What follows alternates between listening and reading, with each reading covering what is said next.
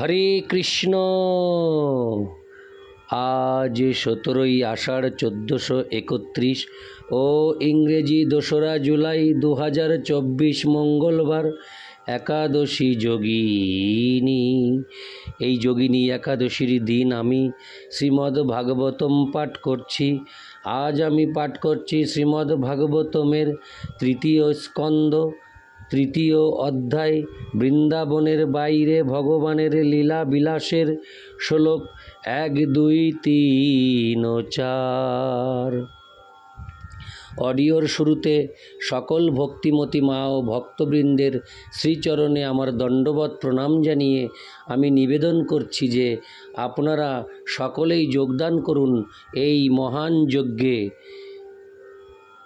আমি জীবনের পূর্ণতা ইউটিউব চ্যানেলে ভগবানের লীলাসমূহ অমৃত গ্রন্থ ভাগবতম পাঠ করে আমি আপনাদের শ্রবণ করানোর জন্য পোস্ট করি।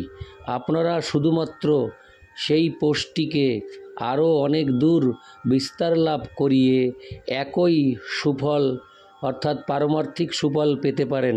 তাই আপনারা কৃপাপূর্বক শুধুমাত্র একটু কষ্ট করে আপনারা জীবনের পূর্ণতা ইউটিউব চ্যানেলটিকে সাবস্ক্রাইব করুন এবং লাইক, কমেন্টস ও শেয়ারের মাধ্যমে ভগবানের অমৃত গ্রন্থ ভাগবতমের প্রচারে সহযোগিতা করে ভগবান শ্রীকৃষ্ণের প্রিয় পাত্র হন।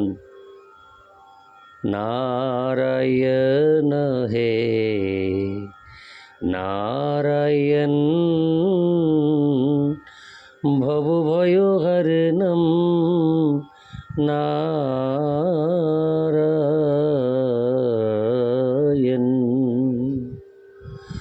লক্ষ্মীকান্তম কমলনয়নম মঙ্গলচরণম নারায়ণ। 3য় অধ্যায় বৃন্দাবনের বাইরে ভগবানের লীলা বিলাস। শ্লোক 1। উদ্ভব উবাচ তত স আগত্য পুরং সপিত্রশ্চিকীর্ষয়া সং বলদেব সংযুত নিপাত্য তুঙ্গাদ্রি পূজুথো নাথং হতং ব্যাকর্ষদ ব্যাসুমোজোষোর্ব্যাম। অনুবাদ। শ্রী উদ্ভব বললেন, তারপর শ্রীকৃষ্ণ বলদেব সহ মথুরাপুরীতে গিয়ে তাদের পিতা মাতার আনন্দ বিধানের জন্য জনসাধারণের নেতা কংসকে তার সিংহাসন থেকে টেনে এনে মহাবলে তাকে ভূমিতে ফেলে হত্যা করেছিলেন। তাৎপর্য, এখানে কংসরাজের মৃত্যুর বর্ণনা সংক্ষেপে করা হয়েছে, কেননা এই সমস্ত লীলা বিস্তারিতভাবে বর্ণনা হয়েছে 10ম স্কন্ধে। 16 বছর বয়সেই ভগবান তার পিতামাতার সুযোগ্য পুত্ররূপে প্রমাণিত হয়েছিলেন। শ্রীকৃষ্ণ ও শ্রী বলদেব 2 ভাই বৃন্দাবন থেকে মথুরায় গিয়ে তাদের পিতামাতা বসুদেব ও দেবকীর নির্যাতনকারী মাতুলকে সংহার করেছিলেন। কংস ছিল এক মহা অসুর।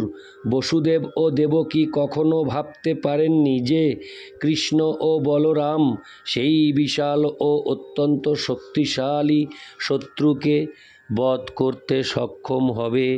2 ভাই যখন রাজসিংহাসনে উপবিষ্ট কংসকে আক্রমণ করেছিলেন, তখন তাদের পিতা মাতা অত্যন্ত ভীত হয়েছিলেন যে এখন হয়তো কংস তাদের পুত্রদের হত্যা করবে, যাকে তারা এতকাল ধরে নন্দ মহারাজের গৃহে লুকিয়ে রেখেছিলেন। ভগবানের পিতা মাতা তাদের প্রতি বাৎসল্য স্নেহবশত গভীর বিপদের আশঙ্কা করেছিলেন এবং তারা প্রায় মূর্ছিত হচ্ছিলেন। কংসকে যে তিনি সত্যি সত্যি বধ করেছেন তা তাদের দেখাবার জন্য কৃষ্ণ ও বলরাম কংসের মৃতদেহ মাটিতে টেনে এনেছিলেন এবং এইভাবে তাদের আনন্দ বিধান করেছিলেন। ইতি শ্লোক 1।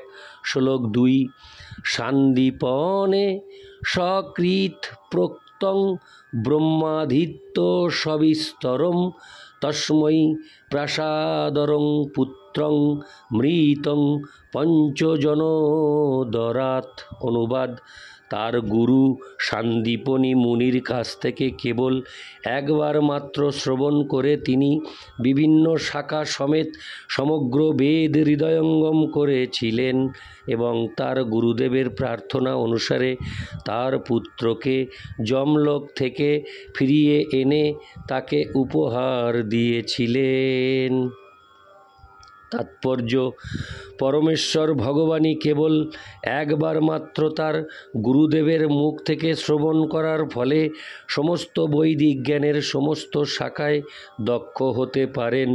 এমন কেউ নেই যে যমলোকে চলে যাওয়ার পর মৃত শরীরকে পুনরুজ্জীবিত করতে পারে, কিন্তু শ্রীকৃষ্ণ যমলোকে গিয়ে তার গুরু সান্দীপনী মুনির মৃত পুত্রকে পুনরায় ফিরিয়ে এনে তাকে গুরুদক্ষিণা দিয়েছিলেন। ভগবান সমস্ত বৈদিক শাস্ত্রে পূর্ণরূপে অভিজ্ঞ, কিন্তু তা সত্ত্বেও বৈদিক জ্ঞান শিক্ষালাভ করার জন্য সদ্গুরুর কাছে যাওয়ার আবশ্যকতা এবং সেবা ও দক্ষিণার দ্বারা গুরুদেবের সন্তুষ্টি বিধান করার দৃষ্টান্ত স্থাপন করে জনসাধারণকে শিক্ষা দিয়েছিলেন। তিনি নিজে এই প্রথা অনুসরণ করেছিলেন। ভগবান তার গুরু সান্দীপনী মুনির সেবা করতে চেয়েছিলেন এবং সেই মুনি ভগবানের শক্তি সম্বন্ধে ভালোভাবে অবগত থাকার ফলে তার কাছ থেকে এমন কিছু চেয়েছিলেন যা অন্য কারোর পক্ষে সম্ভব ছিল না। গুরুদেব চেয়েছিলেন যে তার মৃত পুত্রকে যেন তার কাছে ফিরিয়ে আনা হয় এবং ভগবান তার সেই অনুরোধ রক্ষা করেছিলেন। এইভাবে আমরা দেখতে পাই যে কেউ যখন ভগবানের কোনো রকম সেবা করেন, ভগবান তার প্রতি কৃতজ্ঞ থাকেন।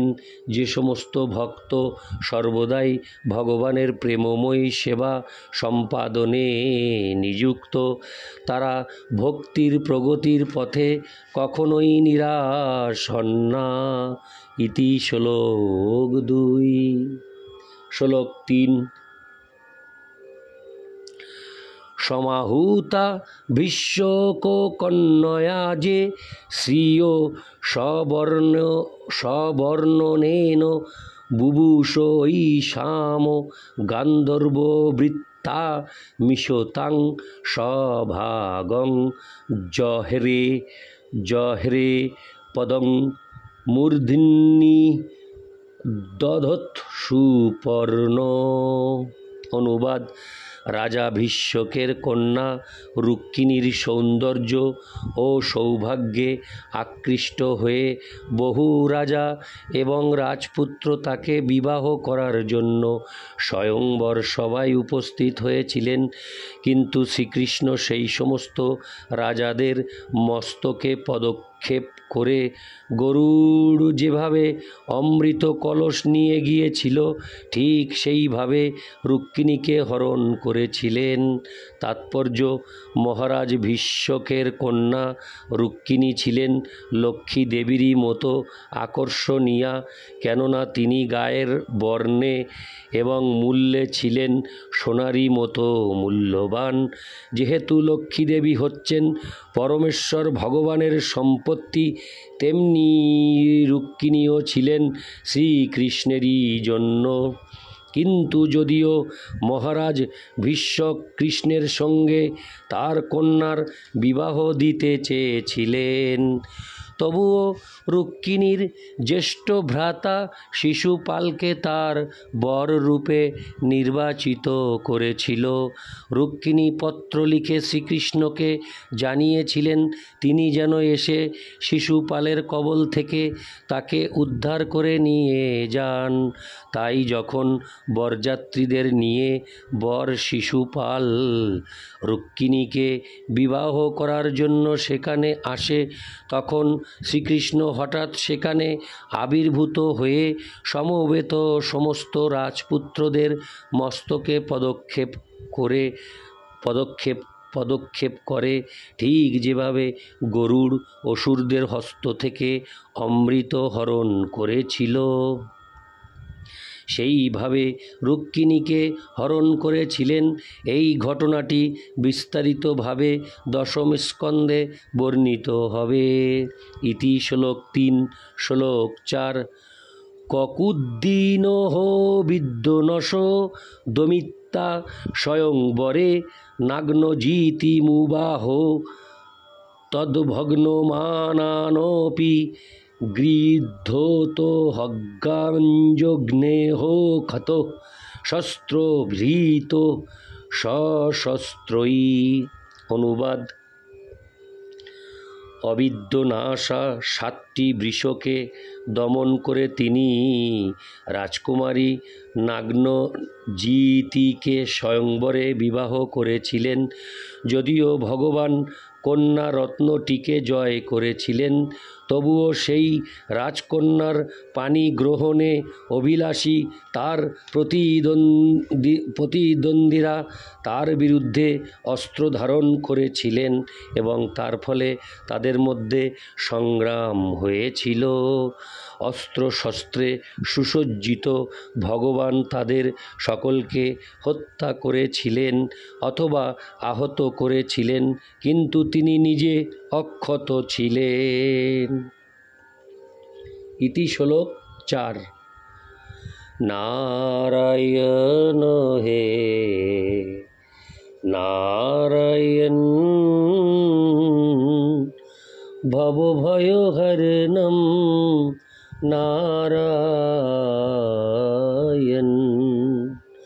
লক্ষ্মীকান্তম কমলনয়নম মঙ্গলচরণম নারায়ণ। হরে কৃষ্ণ। জয় রাধে রাধে গোবিন্দ। হরি বল।